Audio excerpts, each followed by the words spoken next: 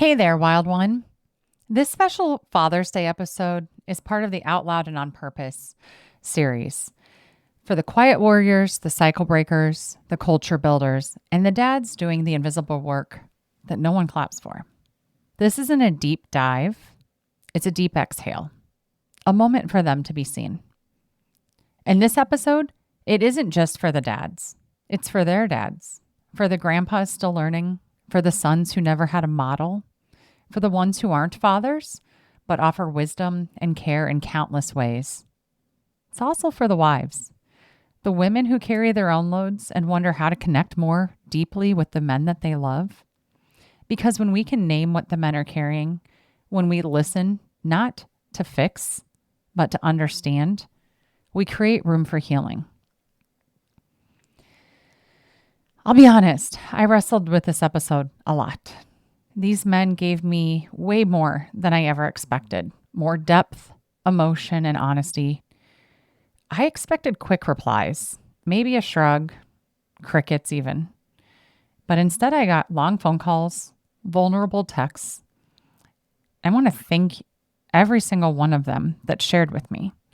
This episode holds pieces of their hearts, and this episode is for the dads, the tired ones, the trying ones, the ones in garages and office chairs, loading kids in car seats, mowing lawns, fighting for presents with no roadmap. They're providing, protecting, and wondering if they're doing it right. So this episode is a tribute. It's a truth-telling. A moment to say, we see you, you matter, and you're not alone. And even with all of this that I'm about to say, there's still so much more to explore. This is honestly just the beginning. We'll need more episodes to dive into generational trauma and conversations about teamwork and marriage and the hard truths and unspoken tensions between silence and support. But for today, I just wanted a starting point. So this Father's Day, we're honoring the men who carry the quiet weight of provision and protection while learning how to partner in new, more present ways. If motherhood is often about the mental and emotional load, fatherhood has long been defined by the burden to provide, even if it means missing out. This episode reflects that sacrifice, the shifting definition of being a man, and the courage that it takes to rewrite the script. So whether you're a dad, married to one, or you're still healing from what you didn't get, this one's for you.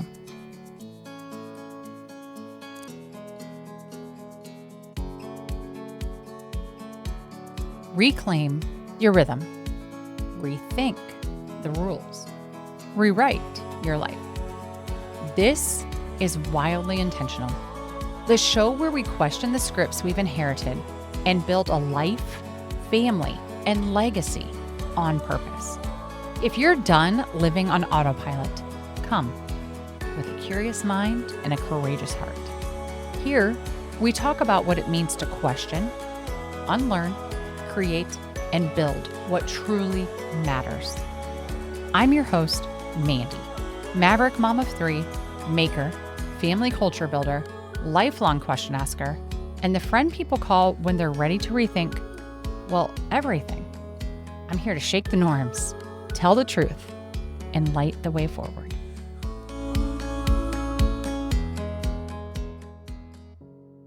Let's start here. I reached out to over a dozen men asking what they wish they could hear from their wives, from their kids, from the world, what they're carrying, what they need, but they don't know how to ask for, what they're afraid to say. This isn't a podcast of stats or sermons. These are real words, real themes that emerged from real men. And I promised them that I would keep their names out of it, but their hearts, you'll hear them. These are dads of toddlers, teenagers, grown children, dads that I know. They're good men, honest men, hardworking men. Some responded to me immediately. Some said they needed some time to think about it. Some poured their hearts out. And some went completely silent. And the truth is that silence says just as much as the stories that I did receive. Some of these men never knew their own dads. Some are still aching from what they didn't get from their own dads. And some are showing up now in ways that they never saw modeled. I kind of expected shallow responses. I got soul. I expected, I'm fine. Maybe a joke or a surface answer response. But what I got was a flood of grief, silence, confusion, fear, longing, and love. Honesty. Hours-long conversations. Lots of text exchanges. Words they've never really spoken aloud before.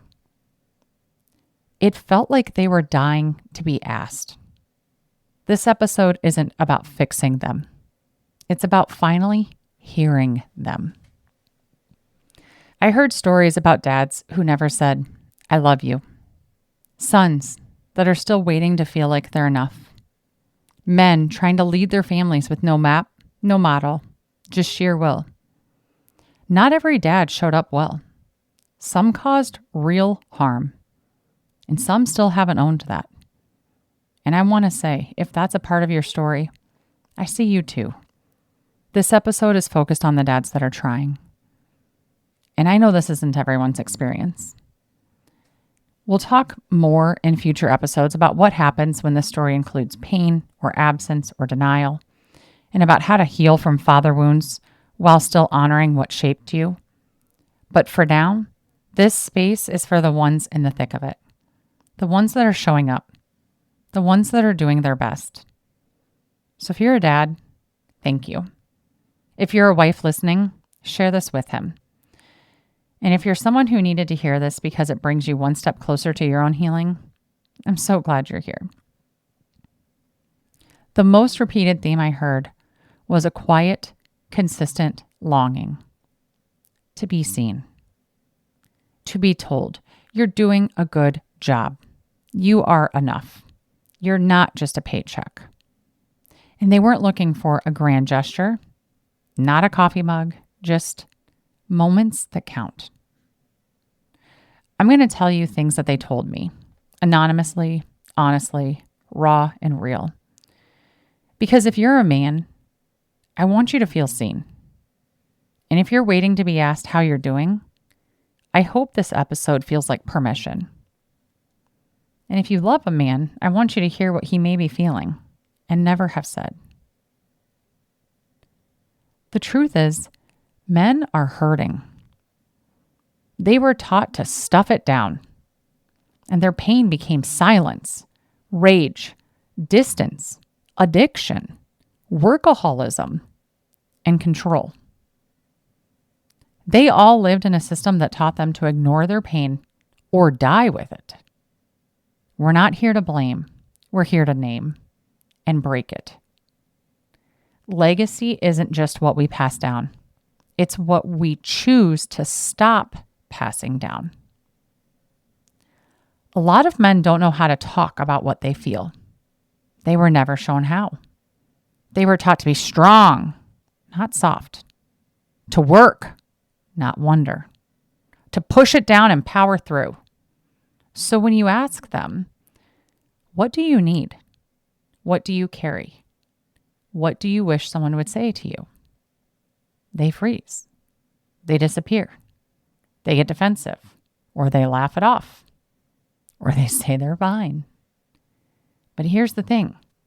It's not because they don't feel it.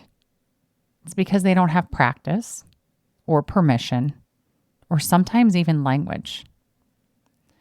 So here's my female perspective, and it's also my daughter perspective, my sister perspective, my mom perspective, and my partner perspective. And here's something I think a lot of people are missing when we're talking about fatherhood. There's this deep pressure to carry, to provide, to protect, to keep it together. And with that comes a kind of isolation. A lot of dads that I know, they're tired, they're trying, and they're alone in their thoughts way more than we realize. They don't want to make a bunch of phone calls. They don't always have a space to vent. They may get 1 hour on a Sunday or 1 weekend a month to try and make a friend, and the rest of the time, they're just holding it all. But the cost of that story is a midlife crisis with no map, is working through injuries instead of healing. It's never resting because rest feels like death. And this isn't just a personal issue. This is a cultural setup. Our systems reward men for sacrificing their bodies, their time, and their presence. And then they punish them for slowing down. We wonder why retirement feels like erasure.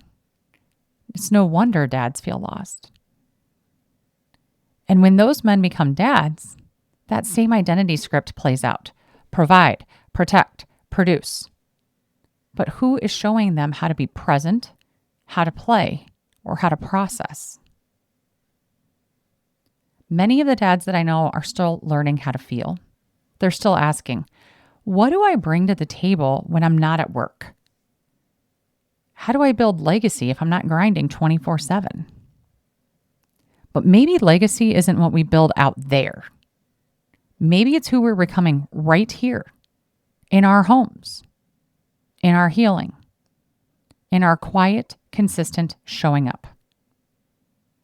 So if you're a dad wondering what's left of you outside of your job, you are not alone. Your worth is not your title. And your family, they need you, not just your labor. I heard from dads things like, men and women are made to work together, not apart. But this current model, it's only about 75 years old. When I looked into that, I realized he's right. Before the war, before offices and deadlines and commutes, there were farms, trades, crafts, shared rhythms. Work and family weren't separated. They were the same story. And now, a lot of men are trying to figure out how to live in a system that keeps them away from everything they love. One man told me, I want my kids to know they can always come home, that we'll figure it out. My love will never diminish. Another man said, you make mistakes, you do the best you can. Some of the best dads that I know are the ones who had to become what they never received. That takes courage. That takes resilience. And that deserves to be seen. Another theme that emerged was a lot of these dads, when they were young men, joined the military, sports teams, or street crews looking for structure because they weren't fathered. They weren't just seeking discipline. They were seeking belonging, affirmation, and someone to tell them, you matter. You have what it takes. I've got your back. One dad told me something on the phone I won't forget.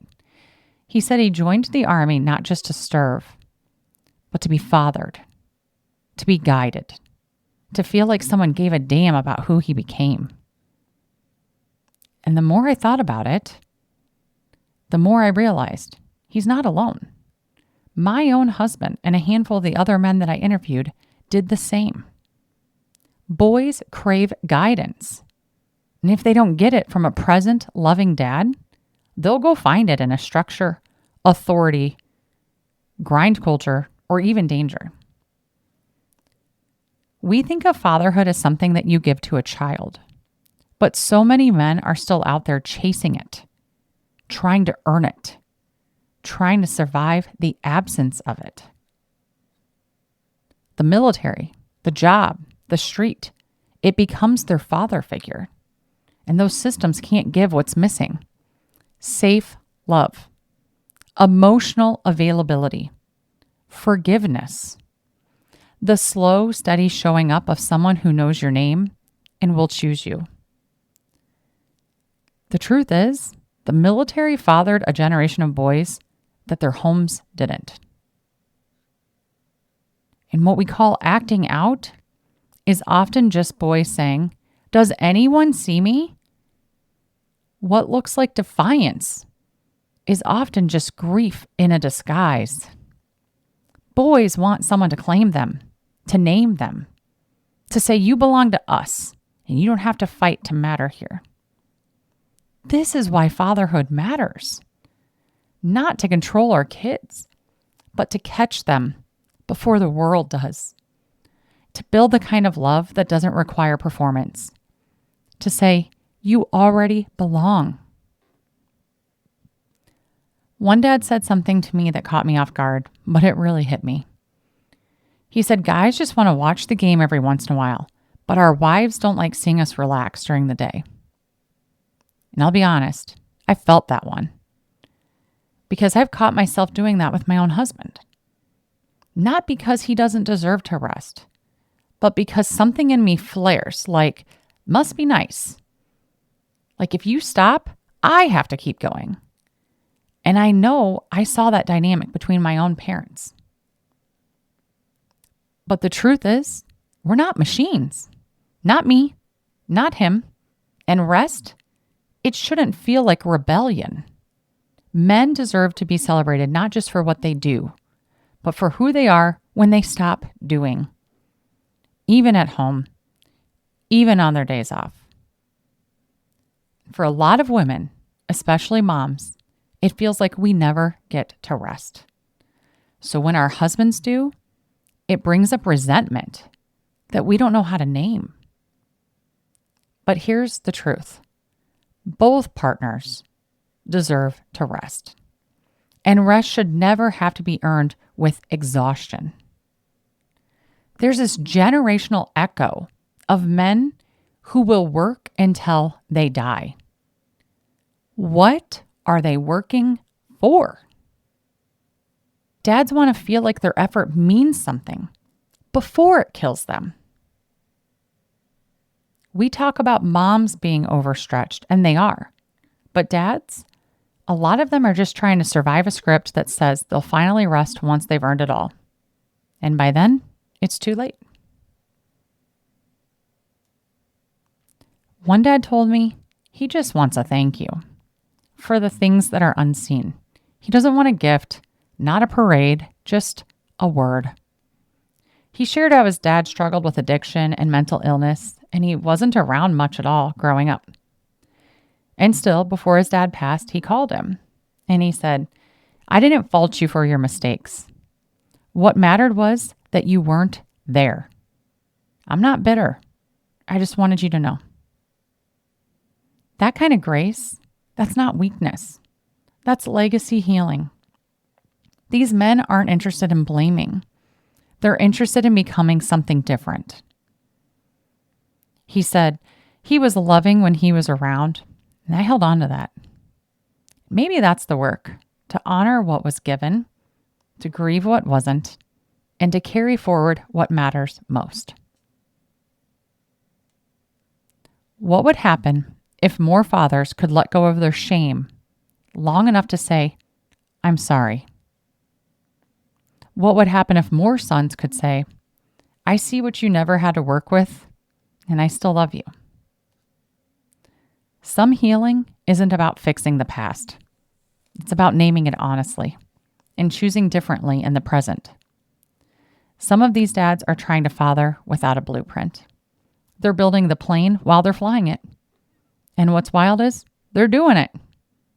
Dads today are raising kids on the floor, not just from their garage. They're doing the dishes, packing diaper bags, and giving their wives a break. They're not just men, they're teammates. They're trying to change things.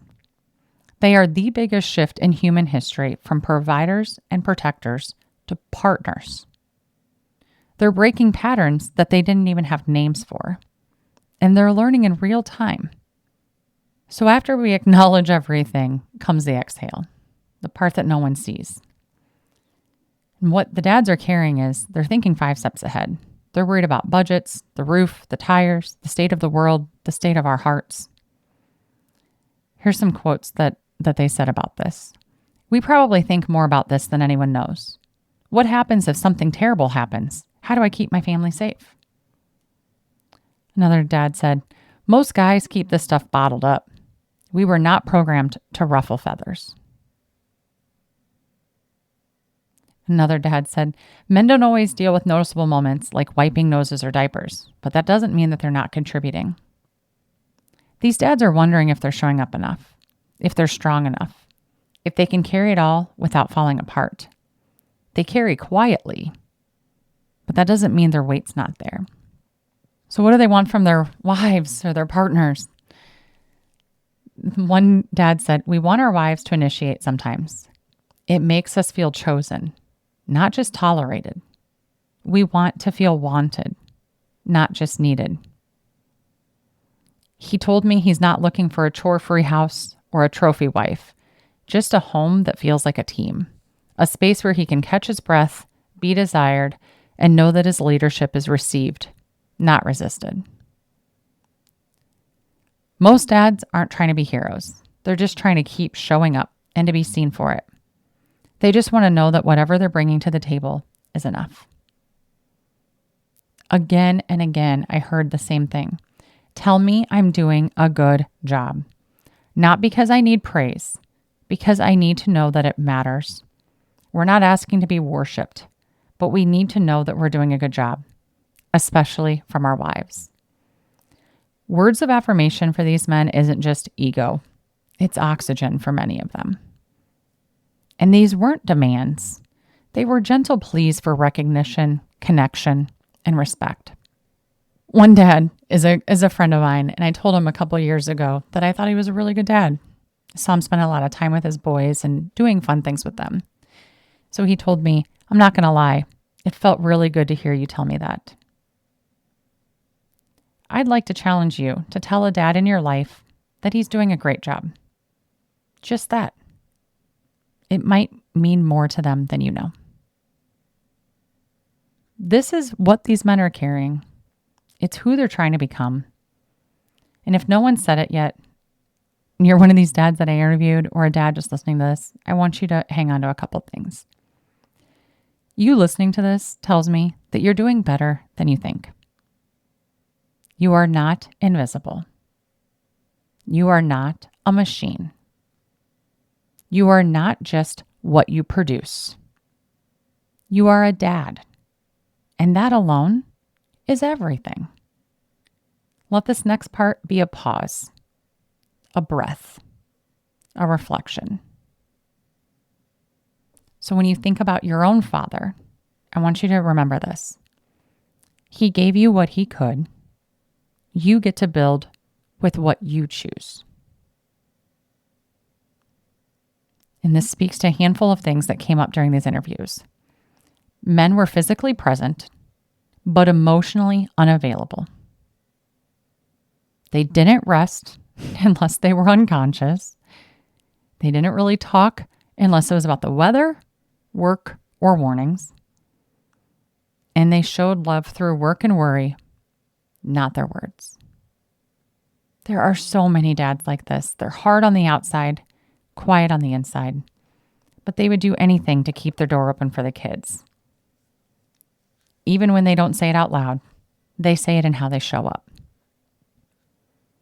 And maybe that's what most of these dads are really saying underneath it all.